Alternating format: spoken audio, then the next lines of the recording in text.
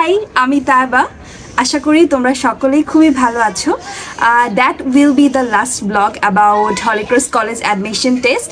তো আজকে আমি কথা বলবো হলিক্রস কলেজের অ্যাডমিশন টেস্টের অ্যাডমিশন ডে স্ট্র্যাটেজি নিয়ে, এবং অ্যাডমিশন ডের দিন আমি কি করেছিলাম, আমার এক্সপিরিয়েন্সটা শেয়ার করব, এবং তোমরা কোন কোন স্ট্র্যাটেজি ফলো করে চান্স পেতে পারো এবং সেগুলো আজকে আমি শেয়ার করার চেষ্টা করব। আই হোপ তোমাদের জন্য এই ব্লগটা বা এই ভিডিওটা খুবই হেল্পফুল হবে। তো লেটস স্টার্ট। তো আমি আমার এক্সপিরিয়েন্স বলার আগে সবার আগে বলতে চাই যে তোমরা এক্সাম হলে যেদিন যাবে বা পরীক্ষার হলে যেদিন যাবে পরীক্ষা দিতে, তো কি কি ফলো করতে পারো।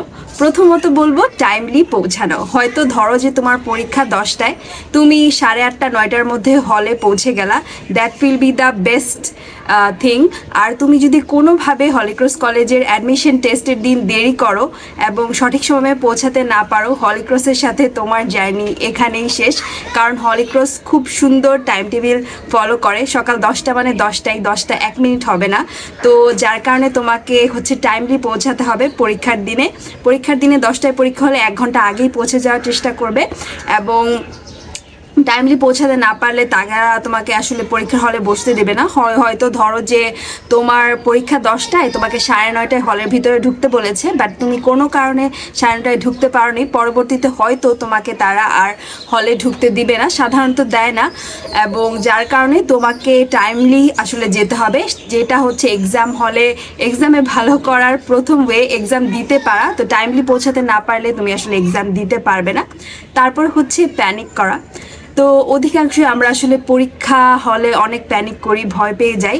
যারা আসলে ভয় পেয়ে যাবে তারা আসলে ভুল করবে। ভয় পেলে আসলে ভুল হয় বেশি। এক্সাম হলে যদি ভুল হয় চান্স পাবা না তুমি।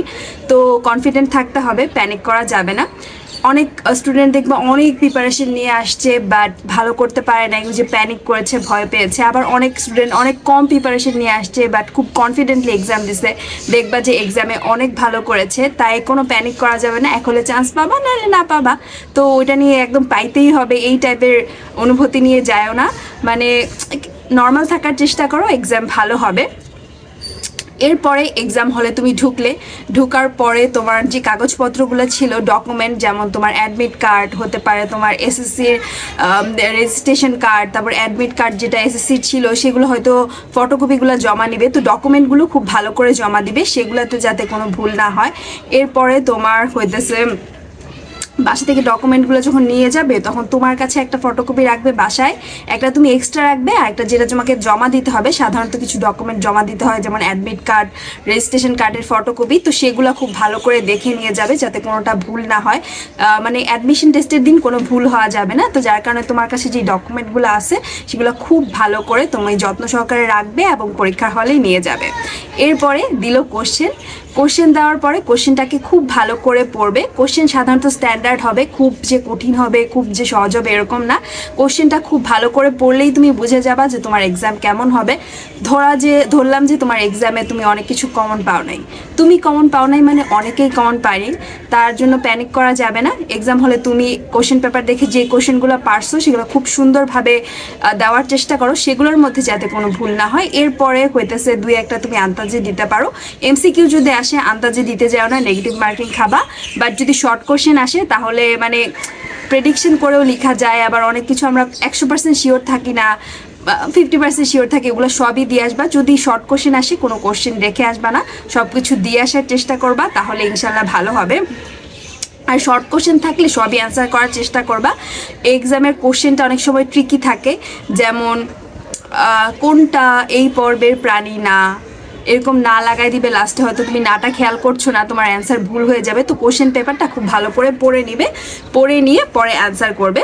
আরেকটা জিনিস যেটা বলবো সেটা হচ্ছে হলিক্রস কলেজে হয়তো তুমি এক্সাম হলে গিয়ে দেখলে যে আশেপাশে মানুষ আসছে, আশেপাশে যারা স্টুডেন্ট আছে ওদের সাথে কথা বললা, দেখাদেখি করে পরীক্ষা দিলা, তাইলে মনে করো তুমি বাতিল। কারণ সাইলেন্ট এক্সপেল হবে। তোমাকে হয়তো টিচাররা কিছু বলবে না, 1-2বার ওয়ার্নিং দিবে, এই সামনে তাকাও বা এই টাইপের কিছু বলবে, বাট পরবর্তীতে হয়তো তারা তোমাকে আর কিছু বলবে না, বাট তোমাকে সাইলেন্ট এক্সপ্লেন করে দিবে, যার কারণে তোমার খাতাটা বাতিল হয়ে যাবে, আর দেখা হবে না, যার কারণে তুমি চান্স আর পাইলে না। তাই তুমি যে যেটা পারো নিজেরটা নিজে লিখবা, এত দেখা দেখি করার দরকার নেই, দেখা দেখি করলেই মারা খাবা। সো দেখা দেখি বাদ দাও, যেটা তুমি পড়েছো ওইটাকেই কনফিডেন্টের সাথে দেওয়ার চেষ্টা করবা।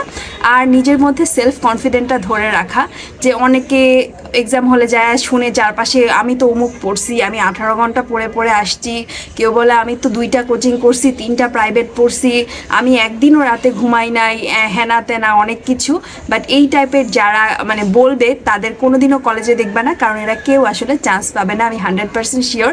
তাই তুমি এই ধরনের কথা এক্সাম হলে শুই না একেবারে আয়সা কান্নাকাটি করার দরকার নাই কোনো, যে আমি তো পড়ি নাই অত, আমার তো হবে না। তোমারই হবে। আর যারা এই টাইপের হচ্ছে একটু বেশি গপ্প দিবে তাদেরটা হবে না। সো এইসব গপ্প মারা পাবলিক থেকে দূরে থাকবা, মাথাটা ঠান্ডা রাখবা, ঠান্ডা রেখে পরীক্ষা দিবা। এক্সাম হলে ঢুকেই অনেকে কি করে, চারপাশের যারা বসে তাদের সাথে অনেক গল্প আড্ডা, মানে অনেক দিনের বান্ধবী শুরু করে দেয় আড্ডা দেওয়া। এইসব আড্ডা দেওয়া থেকে বিরত থাকবা, তোমার মাইন্ডটাকে ফ্রেশ রাখার চেষ্টা করবা, ঠান্ডা মাথায় পরীক্ষা দিবা। আর যেহেতু ক্যালকুলেটর ইউজ করা যাবে না, পরীক্ষার যে মানে কোশ্চেনটা দিবে, অর্থাৎ যে কোশ্চেন দিবে ওইখানে অ্যান্সার লেখার জায়গা থাকবে। তো কোশ্চেন অ্যান্সার মানে একটা পেজ, একটাই মানে প্রশ্ন দিবে, ওইটার মধ্যে হচ্ছে অ্যান্সার লেখার জায়গা, ওইখানে নির্দিষ্ট জায়গার মধ্যে নির্দিষ্ট অ্যান্সারটা লিখতে হবে। তাই অনেক বড় বড় করে লিখলে লাস্টে তুমি কিন্তু লিখে শেষ করতে পারবে না। অঙ্কের ক্ষেত্রেও সেটাই, অঙ্ক তুমি বড় করে করা শুরু করলে এরপরে দেখবা যে অঙ্ক করার জায়গায় নেই। তাই প্রথমেই জায়গা কতটুকু খাতায় দিয়েছে সেটা দেখে তারপরে কইতেছে অ্যান্সারটা করবা। আর যেটা বলতেছিলাম যে ক্যালকুলেটরের কথা, যেহেতু ক্যালকুলেটর ইউজ করতে দিবে না তাই তোমাকে সব ক্যালকুলেশন হাতে করতে হবে। তো হয়তো খাতার পিছনে রাফ করার জায়গা থাকবে, তো সেখানে রাফ করবে, নাইলে এক্সট্রা হয়তো পেজও দিতে পারে রাফ করার জন্য, তো সেটা ব্যবহার করবে। আর সেটা রাফ করার কাগজটা হয়তো দিবে না, বা কোশ্চেন পেপারের পিছনেই করতে হবে রাফ, তো রাফটা ভালো করে করবা। আর এমন কোশ্চেন ধরো যে 3, 4টা বা 5টা এমন কোশ্চেন সবসময় থাকবে যেটা কেউ পারবে না, অনেক হার্ড। তো ওই যে প্রশ্ন দেখার পরে দেখলা যে এই 3, 4টা আমি পারতেছি না, ওমাগো প্রথমে দেখে একদম শেষ। তো এই টাইপের কিছু করা যাবে না।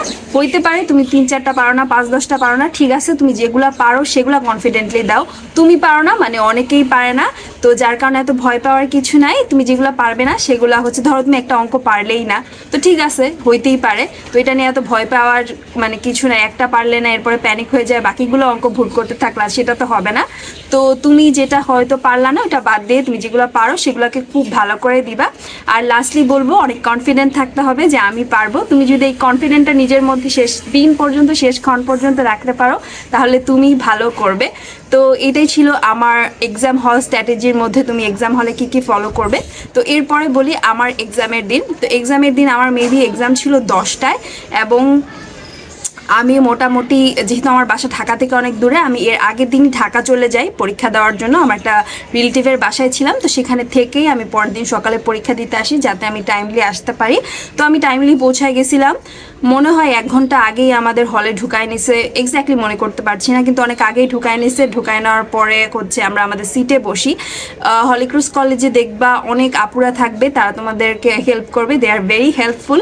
তো তাদেরকে তুমি কোনো কিছু না বুঝে জিজ্ঞেস করবা যে আপু আমার এখানে সিট পড়েছে, আমি কোথায় কিভাবে যাব, তো তারা সব হেল্প করবে, কোনো ভয় পাওয়ার কিছু নাই। তো তারা পরীক্ষায় তোমাকে হলে নিয়ে বসায় দেবে, এরপরে তুমি পরীক্ষা দিবা।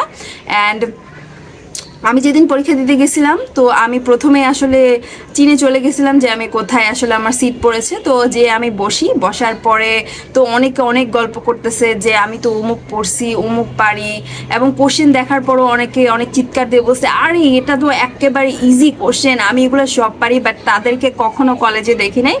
বাই দ্য ওয়ে, এত মানে প্রশ্ন সহজ হয়ে যাক, অনেক অনেক কঠিন হয়ে যাক, বেশি লাফালাফির দরকার নেই।